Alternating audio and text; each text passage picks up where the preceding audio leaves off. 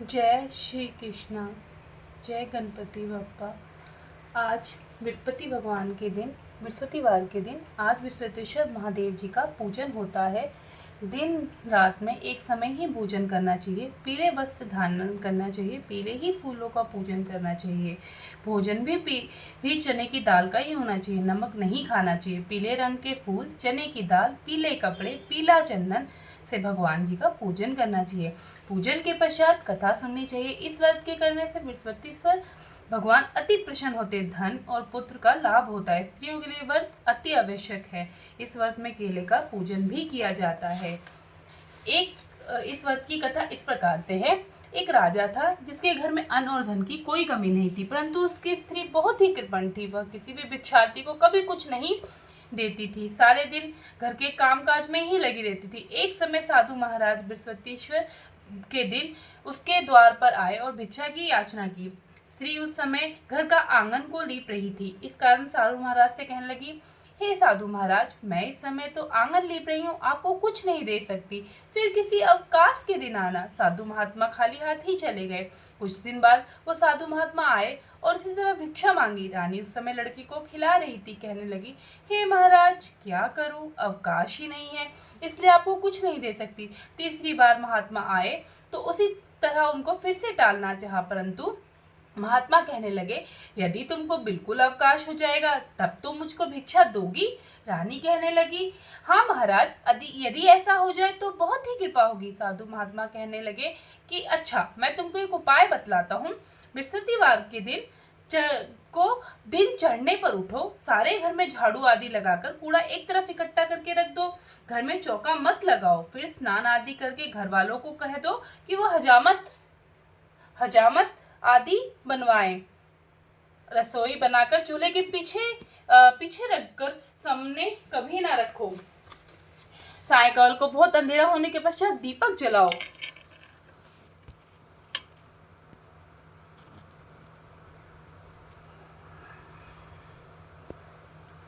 तथा बृहस्पतिवार को पीले वस्त्र कभी मत धारण करो। ना ही पीले रंगों की चीजों का उपयोग करो। ना ही पीले रंग के कपड़े पहनो। ना ही पीले कलर का भोजन करो। यदि तुम ऐसा करोगी तो तुम्हें कोई भी काम नहीं करना पड़ेगा। अब और सारा तुम्हारे कुछ भी काम नहीं करना पड़ेगा। रानी ने ऐसा ही किया। बृहस्पतिवार को खूब दिन चढ़ने पर उठी, झाड़ू आदि लगाकर भोजन बनाया। भोजन बनाने के पश्चात पूरे चूल्हे के पीछे ही रख दिया। सब बृहस्पतिवार को ऐसा ही करती। अब कुछ काल के बाद उसके घर में खाने तक को दाना भी ना रहा और भोजन के लिए दोनों समय तरसने लगी। राजा रानी से कहने लगा, रानी, तुम यहाँ रहो, मैं दूसरे देश को जाता हूँ, क्योंकि यहाँ पर मुझे सभी मनुष्य जानते, इसलिए कोई छोटा मोटा कार्य मैं नहीं कर सकता और देश चोरी परदेश भी बराबर है। ऐसा कहकर राजा परदेश चला गया। वहाँ जंगल में जाता और लकड़ी काट कर लाता, शहर में बेचता। इस प्रकार अपना जीवन व्यतीत करने लगा। राजा के घर रानी और दासी दोनों दुखी रहने लगे। किसी दिन भोजन मिलता और किसी दिन पानी पीकर ही रह जाती। एक बार रानी और दासी को जब 7 रोज बिना भोजन के व्यतीत हो गया तो रानी दासी से कहने लगी, हे दासी, यहाँ पास ही के नगर में मेरी बहन रहती है। वो बहुत बड़ी धनवान है। इस कारण तू उसके पास जा और वहां से 5 सेर बेचरा ला, जिससे कुछ समय के लिए गुजारा हो जाएगा। इस प्रकार रानी की आज्ञा मानकर दासी उसकी बहन के पास गई। रानी की बहन पूजा कर रही थी उसकी, क्योंकि उस समय बृहस्पतिवार का दिन था।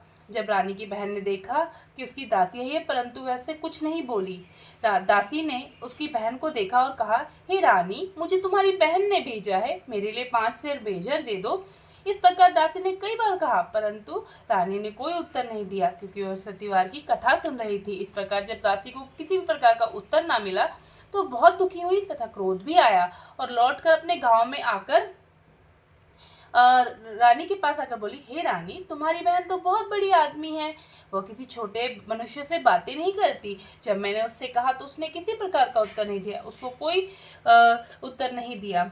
रानी ने अपने मन में सोचा कि इसमें उसका कोई दोष नहीं है। जब बुरे दिन आते हैं तब कोई सहारा नहीं देता। अच्छे बुरे का पता आपत्ति काल में ही लगता है। जैसी भगवान की इच्छा हो वैसा ही होगा। ये सब हमारे भाग्य का दोष है। उधर उस रानी ने देखा, मेरी बहन की दासी आई थी, परंतु मैं उससे कुछ नहीं बोली। ऐसा सोच पूजन समाप्त कर और बृहस्पति भगवान को प्रार्थना कर कर वो अपनी बहन के यहाँ चल दी और जाकर अपनी बहन से कहने लगी, हे बहन, मैं बृहस्पतिवार का व्रत कर रही थी, तुम्हारी दासी गई, परंतु जब कथा होती है तब तक ना उठते हैं और ना बोलते हैं, इसलिए मैं नहीं बोली। कहो दासी, क्यों गई थी? रानी बोली, बहन, हमारे अनाज नहीं था, वैसे तुमसे कोई बात छिपी नहीं है, इस कारण मैंने दासी को तुम्हारे पास 5 सेर बाजरा लाने भेजा था। रानी बोली, बहन, बृहस्पति भगवान सबकी मनोकामना पूर्ण करते हैं, शायद तुम्हारे घर में अनाज रखा हो। इस प्रकार के वचन रानी ने सुने तो घर के अंदर गई, वहां उसे एक घड़ा बाजरा का मिल गया। तब वह रानी और दासी प्रसन्न हुई और दासी कहने लगी, हे रानी, देखो, वैसे हमें भोजन नहीं मिलता तो हम व्रत ही तो करते हैं, क्यों ना हम इनसे व्रत और कथा की विधि पूछ ले, ताकि जब बृहस्पतिवार आए तो हम भी व्रत किया करें। तब उस रानी ने अपनी बहन से पूछा कि बृहस्पतिवार के व्रत की कहानी कैसे है और कथा व्रत कैसे करना चाहिए। रानी की बहन ने कहा, हे बहन, गुरुवार के व्रत में चने की दाल मुनक्का से विष्णु भगवान के केले की जड़ में पूजन करे, दीपक जलाए, पीला भोजन करे, कहानी सुने। इस प्रकार करने से आपके विश्व भगवान आपकी सभी मनोकामना को पूर्ण करते हैं और भगवान प्रसन्न होते हैं, अन्न, वस्त्र, पुत्र, दान, धन देते हैं, मनोकामना पूर्ण करते हैं। इस प्रकार से रानी और दासी दोनों ने निश्चय किया कि बृहस्पति भगवान का पूजन अवश्य किया करेंगे। 7 रोज बाद जब बृहस्पतिवार आया तो उन्होंने व्रत रखा, गुड़शाला में जाकर चना और गुड़ बिन लाई तथा उसकी दाल से केले की जड़ का और विष्णु भगवान का पूजन किया। अब पीला भोजन कहाँ से आए? बेचारी बहुत दुखी थी, परंतु उन्होंने व्रत किया था तो गुरु भगवान बहुत पसंद थे। 2 थालों में सुंदर पीला भोजन लेकर आए और दासी को देकर कहने लगे, हे दासी, ये भोजन ले लो, तुम और ये रानी, अपनी रानी, दोनों मिलकर ये भोजन कर लेना। रानी को इस विषय में कुछ पता नहीं था, इसलिए वह बोली, हे दासी, तो हमारी व्यर्थ में ही हंसी उड़ाती है, तू ही भोजन कर ले, वो साधु महाराज तेरे लिए ही दे गया है। दासी कहने लगी, हे रानी, ये साधु महाराज वह हम दोनों को 2 थालों में सुंदर भोजन दे गए, इसलिए हम तुम दोनों साथ ही भोजन करेंगे। इस प्रकार रानी और दासी दोनों ने गुरु भगवान को नमस्कार करके भोजन प्रारंभ किया तथा प्रत्येक बृहस्पतिवार को गुरु भगवान का व्रत और विष्णु पूजन करने लगी। बृहस्पति भगवान की कृपा से फिर रानी और दासी के पास काफी धन हो गया। रानी फिर उस प्रकार से आलस करने लगी। तब दासी बोली, देखो रानी, तुम पहले इसी प्रकार से आलस्य करती थी और तुम्हें धन रखने में कितनी दुख होते थे, इस कारण सभी धन नष्ट हो गया। अब गुरु भगवान ने कृपा करके धन वापस दिया है तो फिर तुम्हें आलस्य होता है। बहुत मुसीबतों के बाद हमने ये धन पाया, इसलिए हमें दान पुण्य करना चाहिए, भूखे मनुष्य को भोजन कराना चाहिए, प्याऊ लगवाना चाहिए, ब्राह्मणों को दान देना चाहिए, कुएं, तालाब, बावड़ी आदि का निर्माण कराना चाहिए, मंदिर, पाठशालाएं, कुंवारी कन्याओं का विवाह कराना चाहिए, धन को शुभ कार्य में करना चाहिए, जिससे तुम्हारा यश फैलेगा और तुम्हें स्वर्ग की प्राप्ति होगी। रानी इस प्रकार कर्म करने प्रारंभ कर दिए तथा उसका यश फैलने लगा।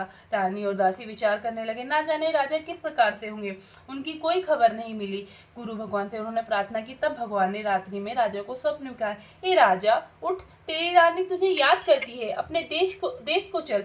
राजा प्रातःकाल उठा और विचार करने लगा, स्त्री जाति खाने और पहनने की ही साथी होती है, पर भगवान की आज्ञा मानकर वह अपने नगर के लिए चलने को तैयार हो गया। इससे पूर्व राजा जब प्रदेश गया था, वो प्रतिदिन जंगल में लकड़ी काट कर लाता और बहुत दुख से अपने जीवन को व्यतीत करता था। एक दिन राजा दुखी होकर पुरानी बातों को याद कर रोने लगा। तब उस जंगल में बृहस्पति देव एक साधु के रूप में धारण करके प्रकट हुए और राजा के पास आकर बोले, हे लकड़हारे, तुम्हें किस बात की चिंता है? तुम किस बात की चिंता में मग्न हो, मुझे बतलाओ। ये सुनकर राजा ने नेत्रों में आंसू भरकर बोला, हे प्रभु, आप सब जानते हो। आप इतना कह के वो साधु को अपनी संपूर्ण कहानी बतला दी। महात्मा दयालु होते हैं। उसने राजा को बोला, हे राजा, तुम्हारी स्त्री ने बृहस्पति देव का अपमान किया था, जिसके कारण तुम्हारी ये दशा हुई। अब तुम किसी प्रकार की चिंता मत करो, भगवान तुम्हें पहले से भी अधिक धनवान करेगा। देखो, तुम्हारी स्त्री ने भी बृहस्पतिवार का व्रत प्रारंभ कर दिया है और मेरा कहना मानकर तुम भी बृहस्पतिवार का व्रत करो। व्रत करके चने की दाल, गुड़, जल को लोटे में डालकर केले का पूजन करो, फिर कथा कहो और सुनो, भगवान तुम्हारी भी सभी मनोकामनाओं को पूर्ण करेंगे। साधु को प्रसन्न देख के राजा बोले, हे प्रभु, मुझे लकड़ी बेचकर इतना पैसा नहीं मिलता जिससे मैं भोजन के पश्चात कुछ बचा सकूं। मैंने रात्रि में अपनी रानी को व्याकुल देखा है, मेरे पास इतना भी नहीं कि उसकी खबर तो मंगा सकूं। फिर मैं कौन सी कथा कहूं, ये भी मुझे कुछ मालूम नहीं। साधु ने कहा, हे राजा, तुम किसी भी प्रकार की चिंता मत करो। बृहस्पतिवार के दिन तुम रोजाना की तरह लकड़ियों को लेकर शहर जाओ। तुमको उस दिन से दुगना धन प्राप्त होगा, जिससे तुम भली प्रकार भोजन भी कर लोगे और बृहस्पति देवता का पूजा का सामान भी आ जाएगा। इतना कह साधु देवता वहां से लोप हो गए। धीरे धीरे समय व्यतीत होने पर बृहस्पतिवार का दिन आया। राजा जंगल से लकड़ी काटकर शहर को बेचने गया। उसे उस दिन से अधिक पैसा मिला। राजा ने चना गुड़ आदि लाकर बृहस्पति भगवान का पूजन किया। अब राजा की सभी कठिनाइयां दूर होने लगी। परंतु जब दोबारा बृहस्पतिवार का दिन आया, राजा व्रत करना भूल गया। इस कारण बृहस्पति भगवान नाराज हो गए। उस दिन उस नगर के राजा ने विशाल यज्ञ का आयोजन किया तथा शहर में ये घोषणा करा दी, कोई भी मनुष्य अपने घर में भोजन ना बनावे, समस्त जनता मेरे यहाँ भोजन करने आवे। इस आज्ञा को जो ना मानेगा उसके लिए फांसी की सजा दी जाएगी। राजा की आज्ञा अनुसार शहर के सभी लोग भोजन करने गए, लेकिन लकड़हारा कुछ देर में पहुंचे, इसलिए राजा उसको भोजन कराने के लिए अपने साथ ही ले गए। और ले जाकर जब भोजन करा ही रहे थे कि रानी की दृष्टि उस खूंटी पर पड़ी जिस पर उसका हार लटका हुआ था। वो हार वहां दिखाई नहीं दे रहा था। रानी ने निश्चय किया, ये हार मेरा इस मनुष्य ने चुरा लिया। उसी समय सेना बुलवाकर उसे जेल खाने में डलवा दिया। जब राजा जेल खाने में पड़ गया और बड़ा दुखी होकर विचार करने लगा, ना जाने किस पूर्व जन्म के कर्म से मेरे लिए दुख प्राप्त हुआ, और उसी साधु को याद करने लग गया, क्योंकि जंगल में मिले थे। उसी समय तत्काल बृहस्पति देव साधु के रूप में प्रकट हुए और उसकी दशा को देख के कहने लगे, अरे मूर्ख, तूने बृहस्पति देवता की कथा नहीं कही, इसी कारण तेरे लिए दुख प्राप्त हुए हैं। अब तू चिंता मत कर। बृहस्पतिवार के दिन जेल खाने के दरवाजे पर 4 पैसे पड़े मिलेंगे, जिनसे तू बृहस्पतिवार का पूजन कर सकता है, तो तेरे सभी कष्ट दूर हो जाएंगे। बृहस्पतिवार के दिन उसे 4 पैसे मिले। राजा ने कथा कही तो जिस राजा ने उन्हें कैद कर रखा था, उसके स्वप्न में बृहस्पति देव ने स्वप्न में कहा कि जिस व्यक्ति को तुमने पकड़ रखा है वो राजा है, तुम उसे छोड़ दो।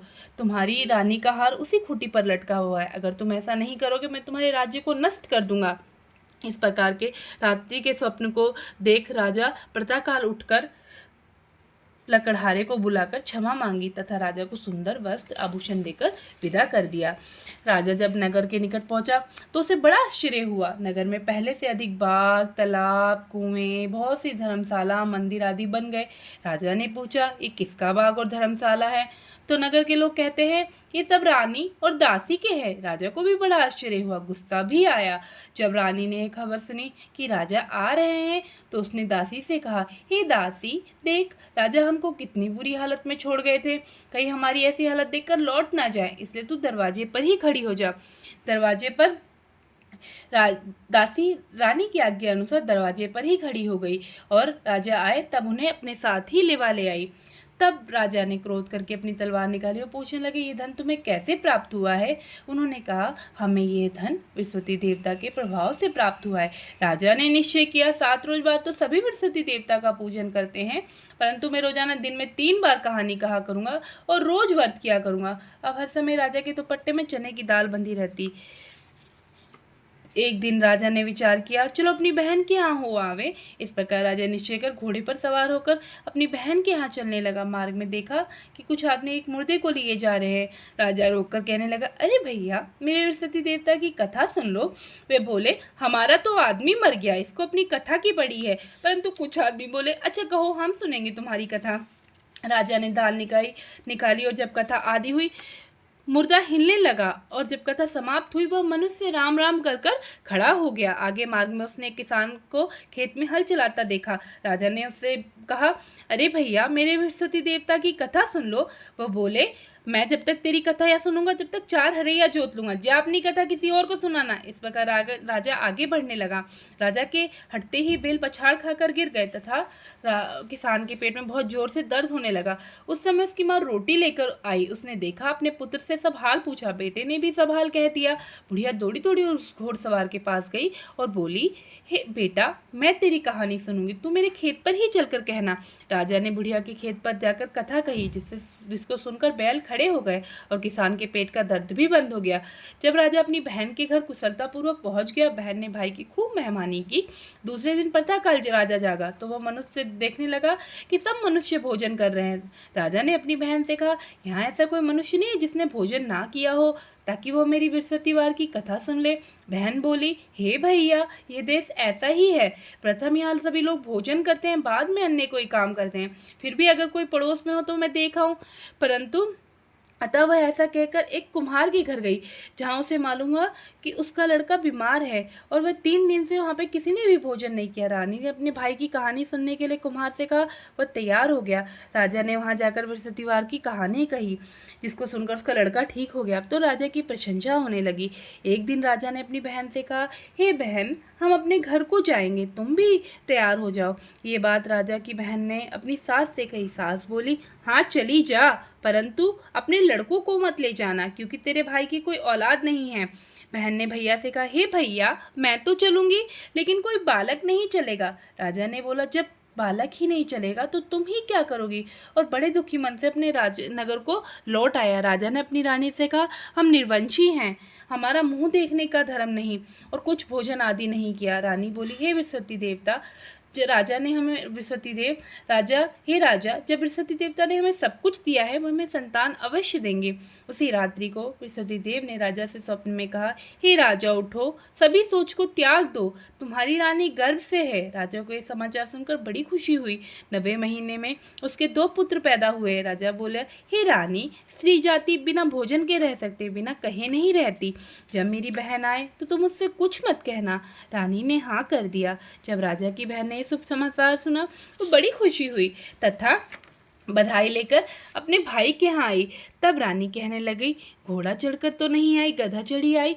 राजा की बहन बोली, भाभी, मैं इस प्रकार से ना कहती तो तुम्हें संतान कैसे प्राप्त होती? बृहस्पति देवता ऐसे ही हैं, जैसी जिसकी मन में कामनाएं होती हैं वह सबको ही पूर्ण करते हैं। जो भावना से प्रेम पूर्वक बृहस्पति देवता का व्रत करता है, कथा पढ़ता है अथवा सुनता है और दूसरों को सुनाता है, बृहस्पति देवता उनकी सभी मनोकामना पूर्ण करते हैं। बोलो बृहस्पति देव की जय, बोलो विष्णु भगवान की जय। आइए अब मिलकर आरती स्मरण करते हैं। जय बृहस्पति देवा, ओम जय बृहस्पति देवा, छिन छिन भोग लगाऊं कदली फल मेवा। ओम जय बृहस्पति देवा, तुम पूर्ण परमात्मा, तुम अंतर्यामी, जगत पिता जगदीश्वर, तुम सबके स्वामी। ओम जय बृहस्पति देवा, चरणामित निज निर्मल, सब पातक हरता, सकल मनोरथ दायक, कृपा करो भरता। ओम जय बृहस्पति देवा, तन मन धन अर्पण कर, जो जन शरण पड़े, प्रभु प्रकट तब होकर, आकर द्वार खड़े। ओम जय बृहस्पति देवा, दीन दयाल दयानिधि, भक्तन हितकारी, पाप दोष सब हरता, भव बंधन हारी।